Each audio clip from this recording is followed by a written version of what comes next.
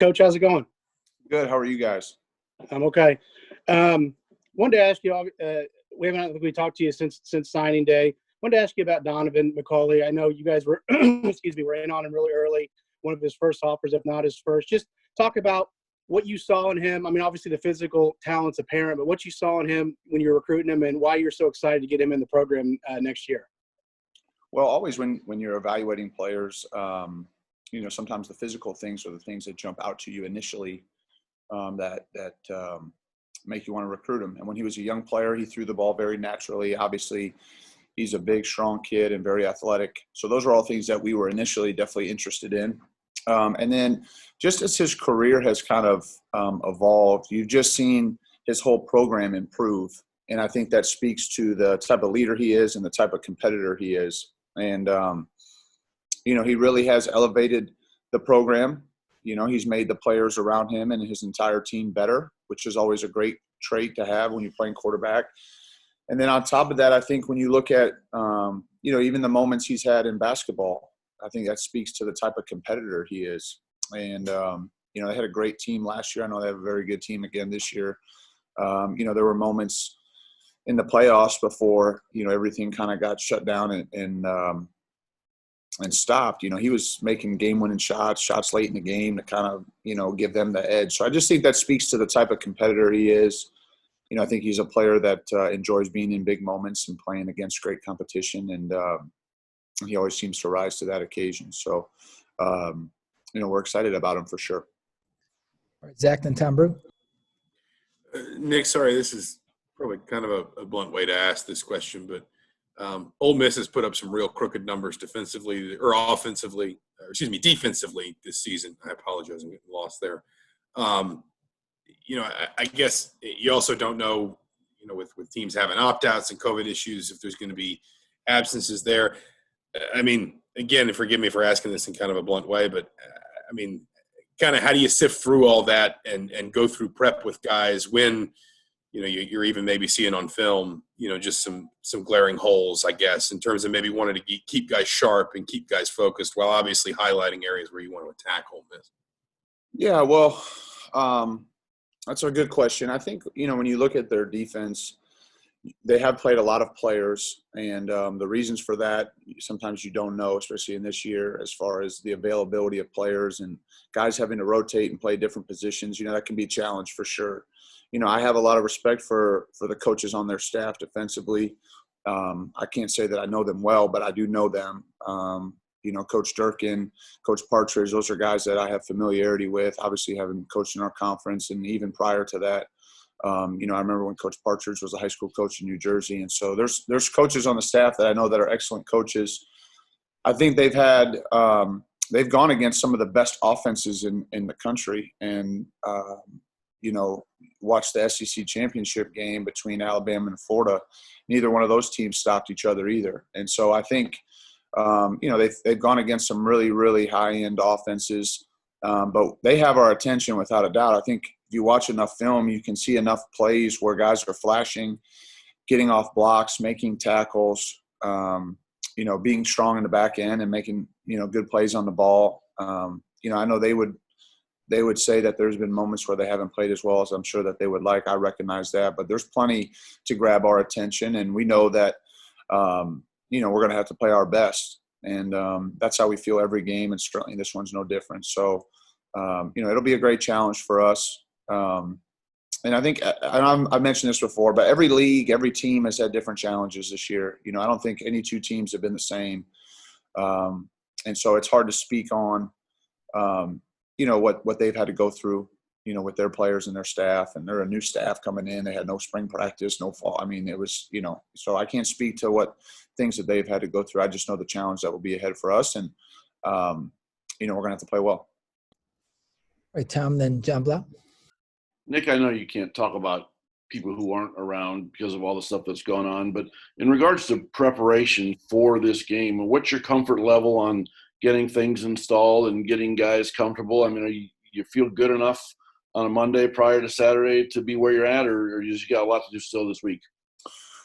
We're always trying to fine tune and get ready, and definitely we will use this week to prepare. I think we've made great progress. I think we're trending in the right direction, and tomorrow will be another big day for us to prep and get ready. So it's been a process. I think Coach has put together a great plan for us to kind of gradually build towards kickoff. But there's still work to be done.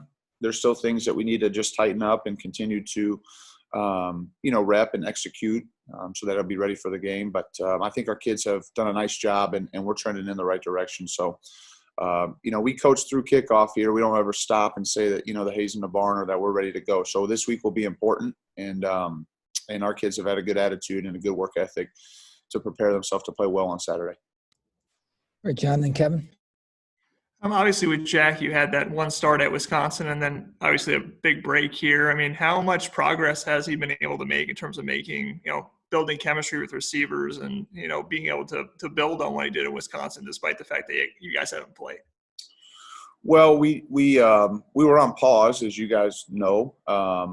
So there was a little bit of a brief time period where none of the players were together. And so we have worked to gradually pick that back up. And I think Jack, just like I mentioned before, Jack's continued to improve each and every day. I think the players have continued to feel more and more comfortable with him.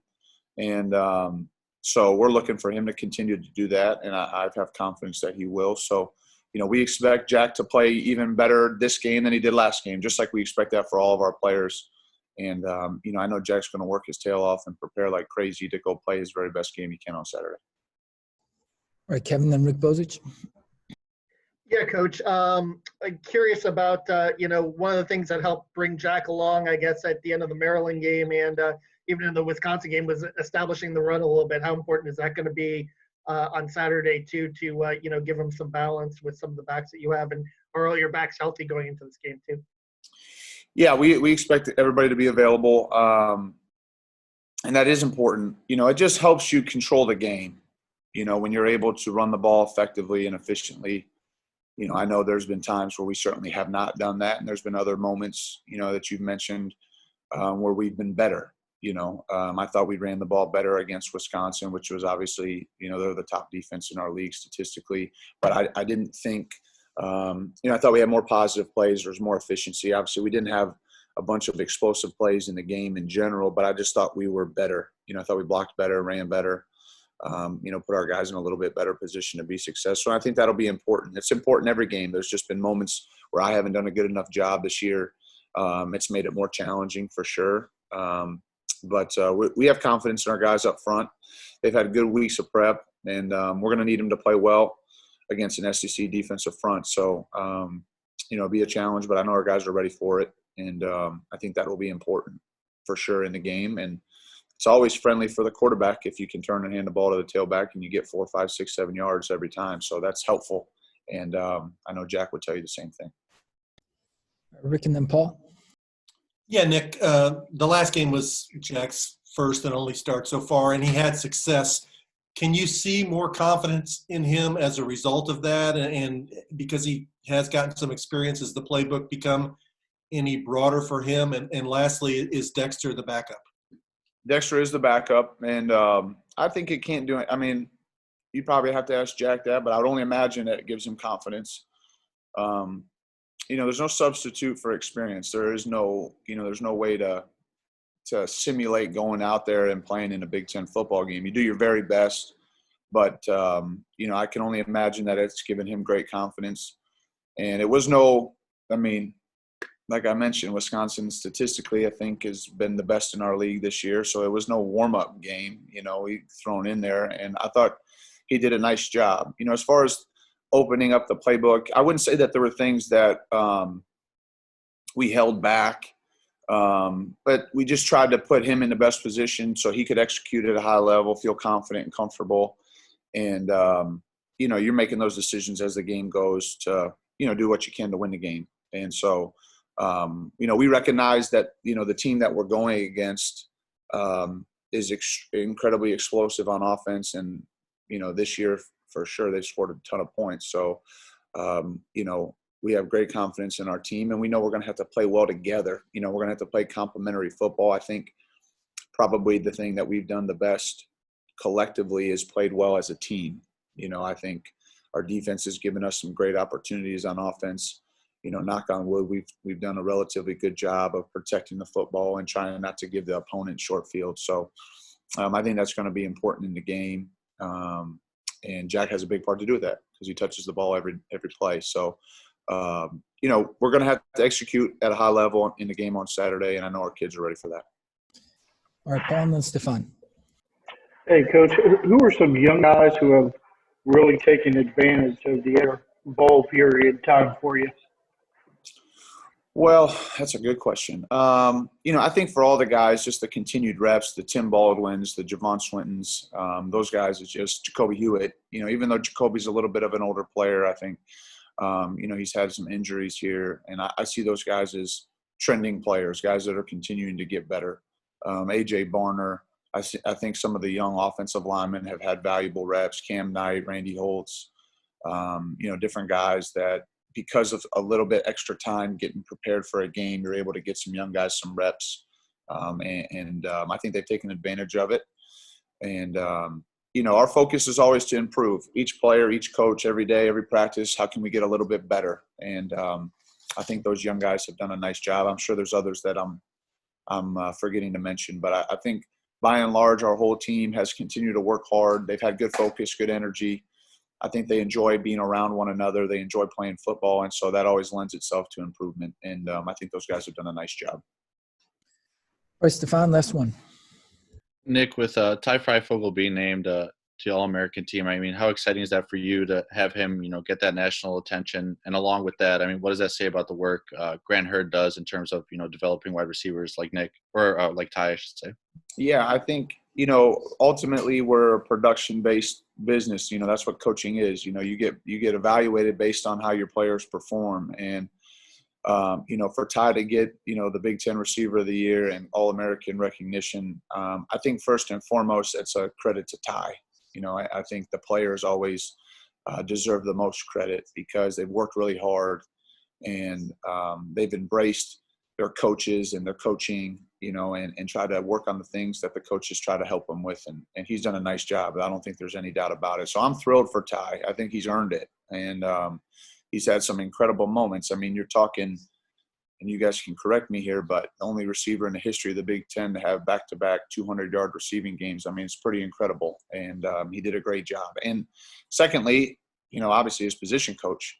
I think Grant does a fantastic job. Our wideouts are always prepared, and the production has been there since we've, been on staff together. And so Ty is just, the next guy in line that has had great production, and so we're excited for him. And obviously, like I said, Grant has done a great job.